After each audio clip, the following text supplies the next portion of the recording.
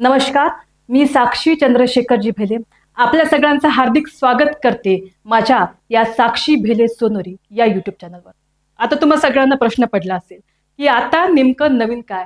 तर मी माझ्या साक्षी भेले सोनोरी या यूट्यूब चॅनलवर घेऊन येत आहे एक नवीन शो, पॉडकास्ट शो, ज्यामध्ये महाराष्ट्रातील अनेक व्यक्ती की ज्यांनी चांगलं कार्य या महाराष्ट्रासाठी, या समाजासाठी केलं, त्यांच्यासोबत आपण पॉडकास्ट शो करणार आहोत. आज मी माझा पहिला पॉडकास्ट शो करत आहे, ते म्हणजे कीर्तन क्षेत्रातील धुरंधर व्यक्तिमत्व आणि ज्यांच्याबद्दल म्हटलं जातं की इनका तो सिर्फ नाम ही काफी है, असे प्रशांत महाराज ठाकरे यांच्यासोबत. ते आपल्यासोबत बोलणार आहेत गावाच्या विकासाबद्दल, ग्रामगीतेबद्दल आणि मुलांच्या संस्काराबद्दल. तर चला स्वागत करूया डॉक्टर प्रशांत महाराज ठाकरे यांचं. तुमचं माझ्या या पॉडकास्ट शोमध्ये हार्दिक स्वागत आहे. आणि सगळ्यात पहिल्यांदा म्हणजे की मी माझा पहिला पॉडकास्ट घेत आहे आणि मी तो पॉडकास्ट तुमच्यासोबत घेत आहे. मला असं वाटतं की या माध्यमातून वंदनीय राष्ट्रसंत श्री तुकडोजी महाराज यांचा प्रत्यक्षरित्या आशीर्वाद माझ्या या पॉडकास्ट शोला नक्कीच राहील. नक्कीच. तुम्ही महाराष्ट्रभर कीर्तन क्षेत्रात काम करत असता आणि खऱ्या अर्थाने वंदनीय राष्ट्रसंत श्री तुकडोजी महाराज यांचे विचार तुम्ही घराघरापर्यंत पोहोचवता. माझा पहिला तुम्हाला असा प्रश्न आहे की मानवी जीवनामध्ये ग्रामगीतेची नेमकी गरज कोणती आहे? ग्रामगीतेची काय गरज आहे याचा विचार आपण जेव्हा करतो, ग्रामगीता कुठून निर्माण झाली, सगळ्यात पहिल्यांदा आपल्याला माऊली ज्ञानेश्वर महाराजांपासून विचार करावा लागतो. माऊली ज्ञानेश्वर महाराजांनी भगवद्गीतेवर जी टीका केली ज्ञानेश्वरी नावाने, त्याचं मूळ नाव भावार्थ दीपिका होतं. ते का केली तर परास्त झालेला, हरून गेलेला असा जो अर्जुन चिंतेमध्ये पडला, त्याला भगवान कृष्णाने धर्मक्षेत्रे कुरुक्षेत्रे समवेता विभूत्सवा तिथे सांगितलं, सांडी हे मूर्खपण, उठ घे धनुष्यबाण, संग्रामी हे कवण कारुण्य तुझे. हा जीवनाचा रणसंग्राम पेटलेला आहे आणि तू करूनता घेऊन काय बसलेला आहेस? उठ, ते मूर्खपण टाकून दे आणि हातात बाण घे. आता जेव्हा कुरुक्षेत्रावर लढाई लढण्यासाठी अर्जुनाला प्रवृत्त केलं, तेव्हा एकटा अर्जुन प्रवृत्त झाला. आणि तुकडोजी महाराज ग्रामगीतेत म्हणतात की गीता बोधिली अर्जुनाला, ग्रामगीता ही सर्व ग्रामाला, कोणी न राहू मागासलेला म्हणून बोलला देव माझा. गावातल्या प्रत्येक माणसाच्या पुढे जे आयुष्याच्या लढाईचं रणांगण आहे, तिथे सक्षमपणे लढाई करण्याकरता ही ग्रामगीता आहे. याचा अर्थ ही ग्रामगीता जीवनासाठीच आहे. वागण्या बोलण्याचं, चालण्याचं, संस्काराचं सगळं ज्ञान एका ठिकाणी सार रूपाने जर तुकडोजी महाराजांनी आणलं असेल तर ग्रामगीता ही जीवनासाठीच आहे, जीवनासाठी खूप महत्वाची आहे. त्याचे आपल्याला वेगवेगळे टप्पे करता येतील, पाठ करता येतील. जसं लहान मुलांसाठी ग्रामगीतेमध्ये काय आहे, ग्रामगीतेचा दुसरा अध्याय धर्माध्ययन. महाराज म्हणतात, मुलगा अभ्यासा लागला की सात्विक खाणे असावे त्याला, खारट आंबट तिखट मसाला देऊ नये भोजनी, चमचमीत चुरचुरीत अतिमधुर तळीव पदार्थ अथवा वृक्ष कृत्रिम मिश्रित भोजन असे न द्यावे, साधे ताजे अन्न द्यावे, वेळेवरी झोपवावे जागवावे, झोपता जागता जवळी नसावे, स्पर्शणारे कोणीही.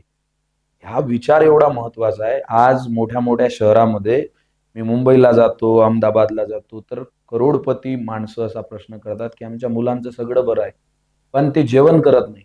ते जेवण का करत नाही तर ते चिप्स खाते, वेपर्स खाते, खेड्यापाड्यातले छोटे छोटे ते बल्ले बल्ले, ट्रॅफिक जॅम, हे सगळं जे आलेलं आहे हे खाते. त्याच्यामुळे त्याचा आहार कमी झाला आणि त्या आहार कमी झाल्यामुळे त्याची शक्ती कमी झाली, बुद्धी क्षीण झाली, शेवटी तो मृत्यूच्या दारात येऊन उभा राहिला. महाराज लहान मुलांनी, अभ्यास करणाऱ्यांनी काय जेवण करावं हे सांगतात. थोडं पुढे जर आपण गेलो तर महिलोन्नती नावाचा अध्याय ग्रामगीतेमध्ये, एका स्त्रीनं आपल्या घराची रचना कशी ठेवावी, गृहशोभिका नावाचे मॅगझिन्स येतात, ते सांगतात की फुलं कुठं ठेवले पाहिजे. पण तुकडोजी महाराजांची ग्रामगीता सांगते की तुमच्या घराचं मंदिर कसं होईल. थोडं पुढे आपण गेलो तर गावचं मंदिर कसं असलं पाहिजे ते सांगतात. आपण जर ग्रामगीतेमधला संत अवतार, संत चमत्कार अध्याय पाहिला तर प्रबोधनकारांनी, कीर्तनकारांनी कसं वागावं, बोलावं ते सांगतात. आपण पुढे गेलो तर भूवैकुंठ, याच्यामध्ये गावाचं स्वर्ग कसं बनवावं हे सांगतात. शेवटच्या अध्यायावर जेव्हा आपण जातो तेव्हा ग्रंथ महिमा, आयुष्यात कोणते पुस्तकं वाचावे आणि काय करावं हे सांगतात. याचा अर्थ असा आहे की दुसऱ्या अध्यायापासून गर्भामध्ये लेकरू असताना पासून तर त्याचं आयुष्य संपेपर्यंत, तो तिरडीवर जाईपर्यंत आणि त्याची तिरडी ठेवून आल्यानंतर अंत्यसंस्कार नावाचा ग्रामगीतेत 22वा अध्याय काय करावं हे सांगतात. म्हणजे ग्रामगीता जन्माच्या पूर्वीपासून मृत्यूनंतरचं तत्वज्ञान सांगणारी, आधुनिक काळातील सोप्या भाषेत मानवाला घडवणारी आचारसंहिता. नक्कीच. तुम्ही हा एक उल्लेख केला, मुलांबद्दल उल्लेख केला, मी त्या प्रश्नावर येणारच होती. मुलांच्या संस्काराबद्दल नेमकं आई वडिलांनी कसं असावं? कारण कसं आहे की मुलं घडतात, कारण जे घरचं वातावरण असलं त्या वातावरणानुसार मुलं घडत Yes. असतात. पण आज जे आहे, मी एक हैदराबाद मधलं चित्र बघितलं होतं की जानेवारी महिन्यातली म्हणजे न्यू इयरची पार्टी होती आणि त्यामध्ये आई आणि वडील दोनही पिऊन होते. मुलगा होता 5 वर्षाचा, त्याला हे समजलं की दोघे जण शुद्धीवर नाहीयेत आणि मग मुलाने आई वडिलांना सांभाळण्याचा प्रयत्न केला. म्हणजे ज्या वयात मुलांना सांभाळायचं पाहिजे होतं, त्या वयात मुलाला हे सगळं काम करावं लागतंय. तर मला असं वाटते की नेमकं मुलांना संस्कार देत असताना आई वडिलांनी कसं असावं? संस्कार देत असताना सर्वात महत्वाची जबाबदारी आई वडिलांची आहे. पहिल्यांदा संस्कार कसे महत्वाचे. आपले उपनिषद असं सांगतात की संस्कारो आकारो वर्तते, संस्कारो बीज उच्यते. संस्कारानं माणसाच्या जीवनाला आकार भेटतो. आता आकार देणारा घटक कोणता आहे? सर्वात महत्वाची आई आहे. One good mother is better than 1000 school teacher. एक आई व्यवस्थित संस्कारी असेल तर 1000 शिक्षक लोकांचं काम करते. आज मुलं शिवाजी महाराजांसारखा दाढीला कट लावतात, इकडून कट आणि घरच्यांच्या मागे कट लावतात. शिवाजी महाराजांनी काय केलं तर आयुष्यात पहिल्यांदा वडिलाचं आणि आईचं स्वप्न पूर्ण केलं, हे विसरून जातात. या मुलांना संस्कार देण्यामध्ये सगळ्यात मोठी भूमिका आई वडिलांची आहे. तुकाराम महाराज म्हणाले, लेकराशी दोष देऊनिया काय, किंवा माऊली ज्ञानेश्वरीत म्हणतात, एथ वडील जे करती तया नाम धर्म ठेवीती तैसेची अनुष्ठिती सामान्य सगळ. किंवा ग्रामगीतेत तुकडोजी महाराज म्हणतात, बापाने मुलगा नाही शिकवला तोही पापाचा भागीदार झाला. जैसे जन्म देणे कर्तव्य त्याला, तैसेची शिक्षण देणे अगत्याचे. ते शिक्षण काय सकाळी आईनं वॉटर बॅग घ्या, वडिलांनी स्कूल बॅग घ्या, मुलांना हात हलवत चला, म्हणजे आता हा कॉन्व्हेंटला गेला की दुपारच्या सुट्टीत कलेक्टर बनून येईल, असं थोडी होते. त्याच्यासाठी शिक्षण ते कोणतं आहे तर त्याला संस्काराचं शिक्षण आहे. हे संस्कार जर त्याला दिले तर तो चांगल्या वळणावर येऊ शकतो. त्यासाठी आई वडिलांच्या जीवनामध्ये त्यांनी काय करावं ते सुद्धा महाराजांनी सांगितलं, अनेक संतांनी सांगितलं. पहिली गोष्ट ही आहे की त्यांच्या देखत वाईट गोष्टी बोलू नये आई वडिलांनी. महाराज ग्रामगीतेत असं म्हणाले की त्याच्या समोर नाही बोलिले पाहिजे दुर्विषय कोणी. किंवा मुलगा जसा जसा अभ्यास करतो, लहानाचा मोठा होतो, तेव्हा त्याची वागणं कसं असलं पाहिजे. मुलाचे वय जसजसे वाढे तोडावे स्त्रियांचे संबंध गाडे. मुलगा काय खेळणे खेळतो, कुठे जातो, त्याचे मित्र कोण आहेत, हे सगळं पाहिलं पाहिजे. हे केव्हा पाहतील सगळे? संततीसाठी संपत्ती कमावण्याचा वेळ वाचला तर.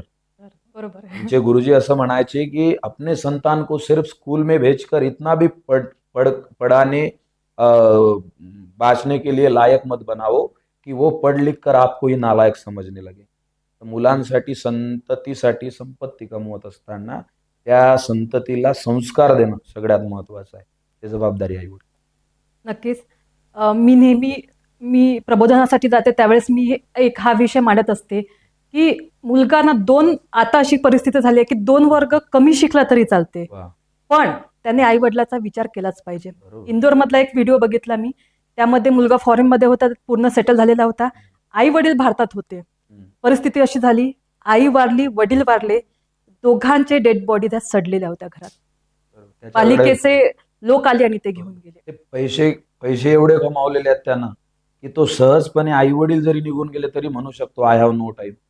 म्हणजे तुम्हाला आणखीन नवल वाटेल, आता एक नवीन ट्रेंड आला, टी शर्ट वर ते सुविचार लिहितात मुलं. त्याला सुविचार म्हणायचं का नाही तोही प्रश्न आहे. टी शर्ट वर ते स्लोगन बिगन लिहितात. आज अशी परिस्थिती आहे की टी शर्ट घालून फिरतो तो मोठ्या मोठ्या शहरांमध्ये, खेड्यामध्ये आलं ते आता, तर त्याच्यावर लिहिलेलं असते माय पप्पा इज माय एटीएम. माझे वडील कोण आहेत तर एटीएमची मशीन आहे. एटीएम जसं पैसे देते तसं माझे पालक मला फक्त पैसे देतात. याचा अर्थ एखादा नोकरीवरचा व्यक्ती जसा असतो तो पैसे घेऊन काम करतो, तसं पाहण्याचा अत्यंत घाणेरडा दृष्टिकोन समाजाचा झालेला आहे. तो बदलला पाहिजे. तो बदलवण्याकरता मुलांनी सुद्धा, म्हणजे आपण पैसे देऊन काही गोष्टी विकत घेऊ शकतो, पण काही गोष्टी अशा असतात की त्या तुम्हाला कमवाव्या लागतात. त्यातले आई वडिलांचे नातेसंबंध, मैत्रीचं पाठबळ, या अशा अनेक गोष्टी आहेत. तर ते जी आत्मीयता आहे ती कमी झालेली आहे, ती वाढवली पाहिजे असं मला. नक्कीच. तुम्ही ज्यावेळेस कीर्तन करत असता तर तुम्हाला कीर्तनाच्या माध्यमातून समाजात होणारे बदल जाणवले जाते का? हो. आणि त्याचप्रमाणे पहिलेच्या समाजाचे काय चॅलेंजेस होते, आत्ताच्या समाजाचे काय चॅलेंजेस आहे, आणि या सगळ्या याच्यामध्ये कीर्तनकाराचं योगदान किती होतं? म्हणजे छोटे छोटे 3 प्रश्न आहेत हे. पहिला प्रश्न की बदल जाणवतात का? बिलकुल जाणवतात. प्रत्येक कीर्तनकाराला जाणवतात. त्याचं कारण असं आहे की कीर्तनकार हा कीर्तन स्क्रिप्टेड नसते त्याचं. तिथे बसलेले लोक कोणत्या भूमिकेचे आहेत. जसं खेड्यामध्ये गेलो तर काही माता भगिनी कापूस वेचून आलेल्या असतात. तर त्यांना आपण इंग्लिशमधून नाही सांगू शकत. तर ते बदल त्याला जाणवत असतात कारण तो परफॉर्मर आहे शेवटी. दुसरी विषय असा आहे की आधीचा समाज आणि आताचा समाज याच्यात काय बदल झाला. सगळ्यात मोठा बेसिक बदल हा झाला की बौद्धिक क्षमता जी आहे ती कॅपॅसिटी समाजाची कमी झाली. चांगले विचार तुम्ही एखाद्या कीर्तनातून मांडायला सुरुवात करा तर लोकांना ते पचनी पडत नाहीत. आणि कीर्तनकाराला एक फार वाईट गोष्ट होत आहे. मला आत्मीयतेनं ते वाटते. कीर्तनकाराला ॲज अ कॉमेडियन म्हणून जनतेनं पाहू नये. कीर्तन कीर्तन हे कॉमेडीचं माध्यम नाही. It's not entertainment, it's enlightenment of society. Kirtan हे कीर्तनचं अंग कीर्तनचं अंग होय अंग हरिरूप. हे हरिरूप शरीराला जीवनाला करण्याचं साधन आहे. हे बदल करण्याचं क्रांती करण्याचं साधन आहे. तर ते मागच्या काही काळामध्ये आधी जसं श्रद्धेनं ऐकत होते तसं लोक आता श्रद्धेपेक्षा जास्त हा मला किती हसवतो आणि माझं किती मनोरंजन करतो याच्याकडे लक्ष केंद्रित करायला लागले. त्याला अनेक घटक कारणीभूत आहेत. ज्या स्टेजवर कीर्तनकार कीर्तन करतो त्या स्टेजवर दुसऱ्या दिवशी कोणातरी नृत्यांगनाचा हे असतो. कला म्हणून मी त्याचा अवेअर करत नाही किंवा अपमान करत नाही. पण एक एक प्लॅटफॉर्म आहे ना, याला व्यासपीठ म्हणतात, याला विचारपीठ म्हणतात. त्या गोष्टी वेगळ्या आहेत. ती सगळी सरमिसळ झाली आणि अस्वस्थ या वर्तमानामध्ये या 21व्या शतकातल्या लोकांना ते तेवढं तसं तर जीवनात आनंद नाही तर 10-15 मिनिटं हसून घ्या या दृष्टीने ते पाहतात.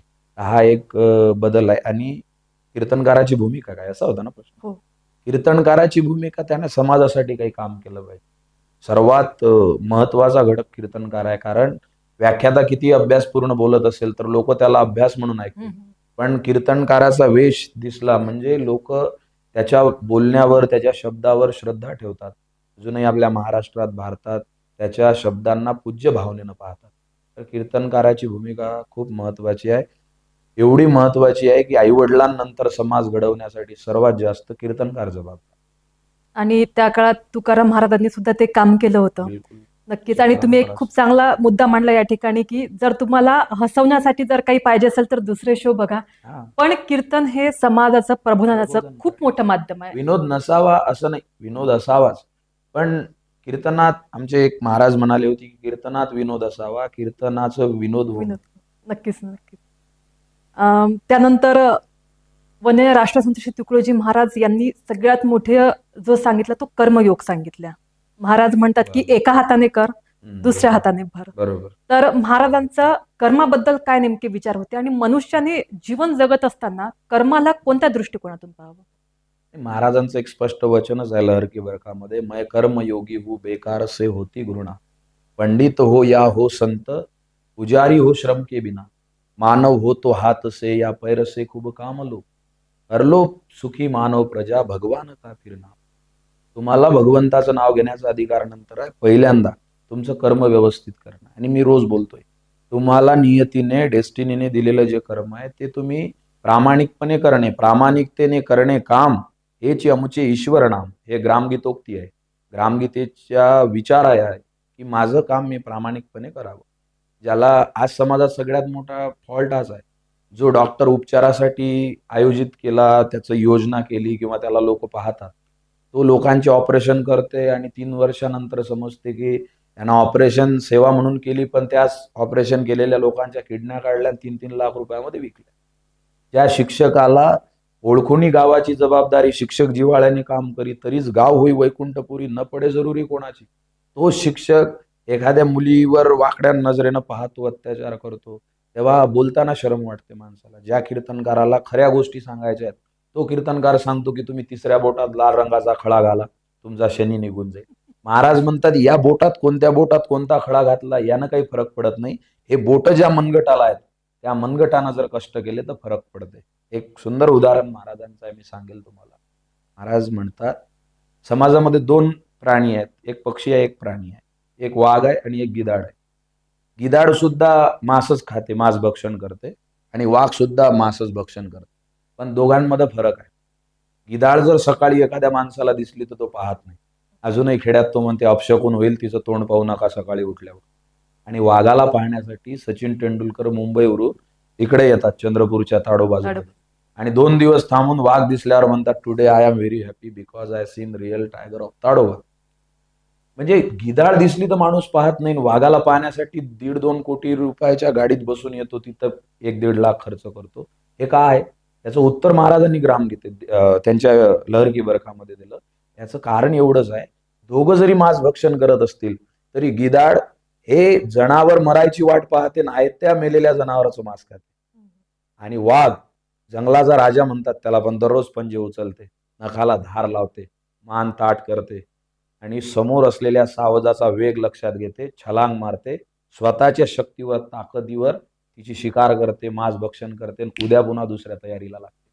दोघांमध्ये एकच फरक, मांस भक्षण करतात पण वाघ स्वतःच्या मेहनतीनं मांस भक्षण करते. महाराज म्हणतात की जे वाघासारखे आहेत ते कष्ट करत असतात आणि जे आयत खाऊपणे राहतात, कर्म करत नाहीत, तसंच त्यांना फळ पाहिजे, ते गिधाडीसारखे असतात. महाराजांचा फार सुंदर श्लोक आहे.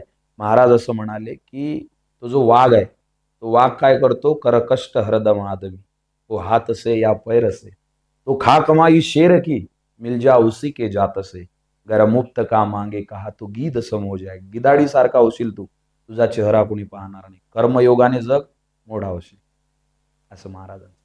नक्कीच. खऱ्या अर्थाने मला असं वाटतं की मी ज्यावेळेस विचार करते राष्ट्रसंतांच्या ग्रामगीतेचा, त्यांच्या विचारांचा, की राष्ट्रसंतांनी मला असं वाटतं की त्यांनी कमीत कमी 1000 वर्षाच्या पुढे पाहून घेतलं की या समाजामध्ये नेमकं काय होईल. आणि जेव्हा आपण ग्रामगीता बघतो तर आजच्या या परिस्थितीचे दाखले आपल्याला ग्रामगीतेमध्ये दिसतात. नक्कीच हा महाराष्ट्राचा दूरदृष्टिकोनच होता. मी पुढच्या प्रश्नाकडे येईल. महाराज म्हणतात की देश सांभाळा, धर्मही पाळा. आज युवकांनी देश रक्षणासाठी काम करण्याची किती आवश्यकता आहे? खूप आवश्यकता आहे. याला 2 पैलू आहेत. देश सांभाळा म्हणत असताना महाराज धर्मही पाळा म्हणतात.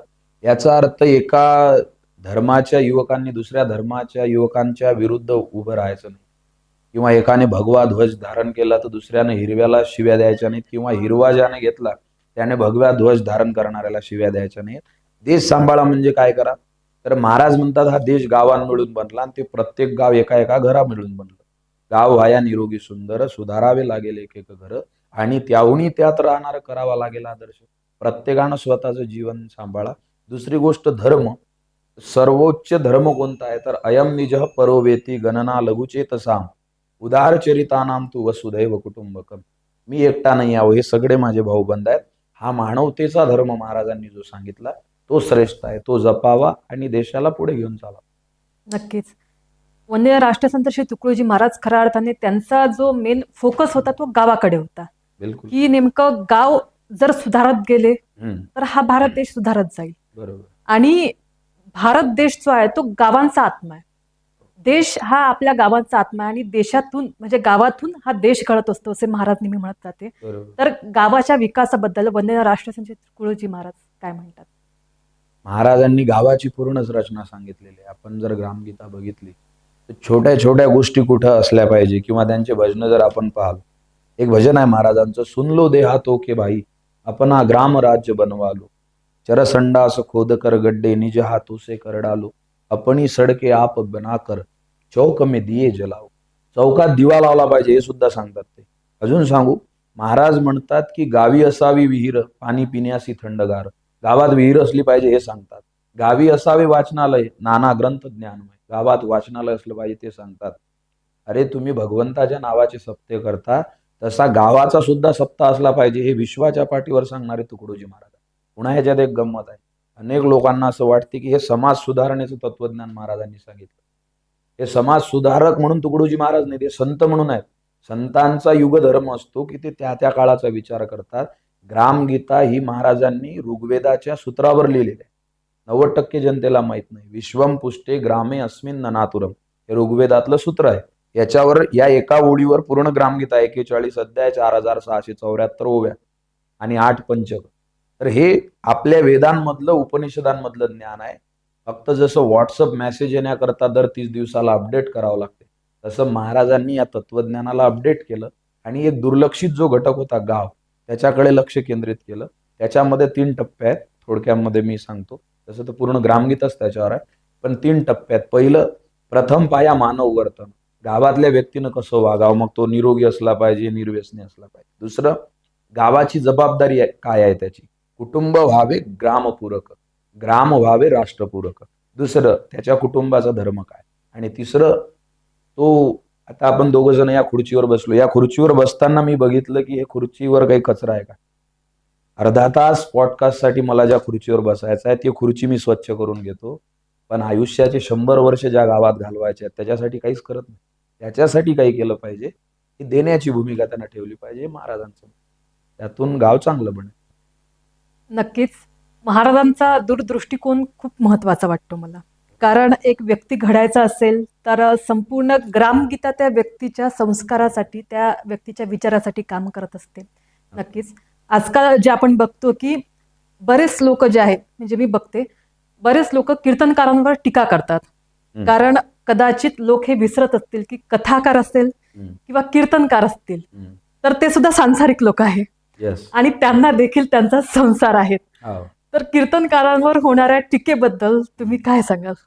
नाही, पहिली गोष्ट ही आहे की टीका त्यांचीच होत असते ज्यांच्या टिकण्याची धमक असते. नक्कीच. तर ज्याच्यावर टीका होते त्यानं पहिला मुद्दा ठेवला पाहिजे. आपल्या भगवद्गीतेमध्ये आहे, संतुष्टम सततम योगी यथात्मा दृढ निश्चया मयोर्पीत मनोर्बुद्धी योमद भक्त समे प्रिया किंवा समशत्रोच मित्रेच तुल्य निंदा स्तुतिर्मोह. पहिला भाग आहे की आपल्यावर टीका होते याचा अर्थ आपण काहीतरी काम केलेलं आहे. दुसरी गोष्ट, टीका जी होते त्याच्यामध्ये काही प्रमाणामध्ये कीर्तनकारांचा सुद्धा वाटा आहे. मी सुद्धा एक कीर्तनकारावर जबाबदारीनं बोलतो. तसं माझ्या चरितार्थासाठी माझ्या काही संघटनात्मक काम असेल, कुटुंबाची जबाबदारी असेल, कौटुंबिक जबाबदारी, त्याच्यासाठी असेल. पण जसा बिझनेसमॅन बोलतो की या मालाचे एवढेच रुपये होतील, असं कीर्तनकाराने बोलू नये, असं करू नये. हा समाज उदार समाज आहे. या समाजाने हजारो वर्षांपासून भारतीय संस्कृती जपलेली आहे. त्याच्यामुळे त्या समाजाच्या प्रती कृतज्ञता पाळायला पाहिजे. मी आता काल परवा कुठेतरी बोललो की 5 लोक तुमच्या पाया लागायला येतात आणि तुम्ही महाराष्ट्रात व्हायरल कीर्तनकार आहे, प्रसिद्ध कीर्तनकार आहे म्हणून तुम्ही आयफोन घेऊन त्याच्यात मेसेज पाहता आणि पाय समोर लांबून दिलेला आहे. तर ही जनतेची केलेली उपेक्षा नाही, ही तुम्ही स्वतःची केलेली उपेक्षा आहे. कारण माऊली म्हणतात, वक्ता तो वक्ताची नव्हे श्रोते विना. हे ऐकणारे लोक आहेत म्हणून त्यांचे आपल्यावर उपकार आहेत. हे कीर्तनकारांना याची जाणीव ठेवावी. आणि शेवटी टीका जी आहे ते एका विशिष्ट काळापर्यंत आहे. त्याच्यानंतर टीकेत जो टिकला तो टिकला. नक्कीच. बऱ्याचदा म्हणजे असं म्हटलं जातं की तुम्ही, लोक म्हणतात किंवा आपण जे काम करतो तुम्ही कधी कधी किती चांगलं काम करा, तर कारण भगवान श्रीकृष्णांचे टीकाकार राहिलेले आहेत, Yes. प्रत्येकाचे टीकाकार राहिलेले आहेत, तर ते नक्की होतीलच. यानंतर तुम्ही युवकांना खऱ्या अर्थाने काय संदेश द्याल की युवकांनी देशासाठी कसं असावं, गावासाठी कसं असावं आणि विशेष करून त्यांच्या जीवनासाठी युवकांनी कसं असावं? युवकांना एवढा संदेश आहे, त्यांनी हेअरस्टाईलवर लक्ष केंद्रित केल्यापेक्षा लाईफस्टाईलवर लक्ष केंद्रित करावं. आणि लाईफस्टाईल हे नुसती फॅशनने यानं बनत नाही. हे आजकाल तुम्ही बघितलं असेल, काही पोरं असे खालचे सगळे केस कापतात, वर गोबीचं फूल. तर ते माझं असं वाक्य आहे, कोण्या पुस्तकातलं नाही, माझं आवडतं वाक्य आहे की आज या जगाला, या भारत देशाला, महाराष्ट्राला केस वाढवून देवानंद बनणाऱ्याची नाही, तर बुद्धी वाढवून विवेकानंद बनणाऱ्याची. ज्या विवेकानंदांनी 200 रुपयाची लुंगी गुंडाळलेली होती, पण तिकडे त्यांना विचारलं की I seen many people we wear branded costume but I don't see like you gentleman. मी हजारो माणसं पाहिले पण तुमच्या एवढा प्रसन्न आणि एवढा सुंदर युवक मी बघितला नाही. असं म्हटल्यावरही विवेकानंद म्हणतात की मी एकटाच प्रसन्न नाही, तुम्हाला जर प्रसन्न चेहऱ्याचा कोणताही माणूस दिसला तर त्याला विचारू नका तुम्ही कुठून आले, समजून जातो भारतातून आले. आज या भारताची अवस्था काय, तर तिथल्या तरुण पोरांचे तंबाखू खाऊन गाल आतमध्ये चालले, हातापायाच्या काळ्या झाल्या. खेड्यातले लोक म्हणतात हातापायाच्या काळ्या, छातीच्या पतरवाळ्या. तो काय क्रांती करणार आहे? त्यानं शक्ती अर्जित करावी, बुद्धीचा योग्य वापर करावा आणि त्याची क्रयशक्ती कामी लावावी. आता तुम्ही सांगितलं की प्रसिद्ध वगैरे, मला लाखो लोक फॉलो करतात व्हिडिओ पाहत. गेल्या 1.5 महिन्यापासून मी मोबाईल वापरत नाही आहोत. काहीच माझ्या जीवनात अडचण नाही. जे रोशन भाऊ आहेत ते सगळं पाहतात, जे गरज असली तेव्हा मी बोलतो. तुम्ही जे रील स्क्रोल करत आहात त्याच्यामध्ये तुमचे 30 सेकंद नाही चालले. आधीचं रील वेगळ्या विषयावर असते आणि दुसरं रील वेगळ्या विषयावर असते. त्यात तुमची बौद्धिक क्षमता व्हायबल होत आहे, तुम्ही बदलत आहे. लगेच हसायचं येते आणि लगेच येते विमान क्रॅशमध्ये अमके निघून गेले, लगेच पुन्हा येते या मुलाने मोबाईल पाहू दिला नाही म्हणून आईला भोकसला चाकू. लगेच चौथी बातमी येते तालुक्यामधल्या आमदाराचं याच्याशी भांडण झालं. म्हणजे दर सेकंदाला तुमचे विचार बदलत आहेत, तुमची बुद्धी व्हायबल होत आहे, ब्रेन कॅपॅसिटी कमी झाली. आपल्या एक 5-10 वर्षाचं सर्वेक्षण बघा तुम्ही, शैक्षणिक गुणवत्ता कमी झाली. या सगळ्या गोष्टी कमी झाल्या. घरामध्ये माणसं एकमेकांसमोर बसून मोबाईल पाहायला लागलेले आहे. पत्नी समोर बसलेली आहे तरी तो मोबाईल पाहते, तर तो पाहते तर ती पण पाहते. ते दोघे जण मोबाईल पाहतात, एकमेकाला कोणीच पाहायला तयार नाही. हे सगळं विचित्र आहे. त्याच्यामुळे तरुणांनी रीलवर स्टेटसवर लक्ष ठेवल्यापेक्षा आपलं स्टेटस समाजात कसं चांगलं होईल याकरता लक्ष केंद्रित. शेवटचा प्रश्न की एका व्यक्तीने तुमच्या दृष्टिकोनातून एका व्यक्तीने आपल्या जीवनामध्ये काय कमवावं? एका व्यक्तीची कमाई तर माणसाची सगळी वेगवेगळ्या प्रकारची आहे. मी तुम्हाला विचारतो थोडंसं, आता सध्या एक माणूस जिवंत आहे भारत देशामध्ये, जगामध्ये. तो एक सेकंद झाला की एक 10-15 लाख रुपये कमावतो. आपली पॉडकास्ट अर्ध्या तासाची होईपर्यंत आपल्या दोघांकडे जेवढी संपत्ती आहे तेवढी तो कमावतो, काही न करता. त्या माणसाचं नाव कोणाला माहित आहे? गावात विचारा तुम्ही, माहित नाही. पण तुम्ही एखाद्या माणसाला जाऊन विचारा की एक महाराज झाले, त्यांनी फाटलेले कपडे घातले, हातात गाळगं घेत होते, झाडून झाडझूड करत होते. एक महाराज झाले, त्यानं मेलेल्या घोरपडीच्या कातळ्याची खंजरी घेतली, चीनच्या बॉर्डरवर गेले. एक महाराज झाले की त्यांना लोक पाणी पिऊ देत नव्हते, पण त्यांनी पसायदान लिहिलं. हे सगळे माणसं कोणात? किंवा एक पोरगा झाला ज्याचे केस वेडे वाकडे होते, तो रामेश्वरमच्या मंदिरात तिथे जहाजातून लोकांना नेत होता, पण तो अमेरिकेच्या दरवाजात उभा राहिला, तर अमेरिकेच्या राष्ट्राध्यक्षांनी त्याला सॅल्यूट केला आणि सांगितलं की welcome doctor APJ Abdul Kalam in our. त्या लोकांची नावं लोकांना का लक्षात आहेत? याचं कारण असं आहे की पैसा हे 7% व्याजनं तुम्ही बँकेत वाढू शकता, बँक सगळ्या फुल करू शकता, पण माणसाच्या आयुष्यात परोपकार ही अशी कमाई आहे, तिचा व्याजदर काही वर्ष लेट लागतो, पण एक वेळ तिचा व्याजदर सुरू झाला की पिढ्यानपिढ्या चालतो. जो आज संतांची ओळख आहे, समाज सुधारकांची ओळख आहे. तर आपण ते माणसं कमावले पाहिजे आणि माणसं कमावता कमावता पुन्हा पॉडकास्ट काही तरुण मुलं पाहत असतील तर पैसे पण कमावले पाहिजे. जो माणूस म्हणतो की पैसे काय महत्वाचं नाही, हे अत्यंत चुकीची गोष्ट आहे. पैसा ही खूप महत्वाची गोष्ट आहे. खूप पैसे कमावले पाहिजे, एवढे पैसे कमावले पाहिजे की जी वस्तू पसंत पडली ती विकत घेण्याची ऐपत आली पाहिजे. पण एवढं सगळं कमावल्यानंतर माणसाने हा विचार करावा, ह्या सगळ्या ठेवलेल्या ज्या वस्तू आहेत, हे माझे जे ब्रँडेड मोबाईल जे काही, हे सगळं माझ्या समाधानाला पुरेसं आहे का? तर नाही. म्हणून सर्वात जास्त माणसं कमावले पाहिजे, नाहीतर अशी अवस्था होईल. सुरेश भट म्हणाले होते की जीवनाची प्रेत यात्रा थांबली जेव्हा स्मशानी, घेतला काढून खांदा ओळखीच्या.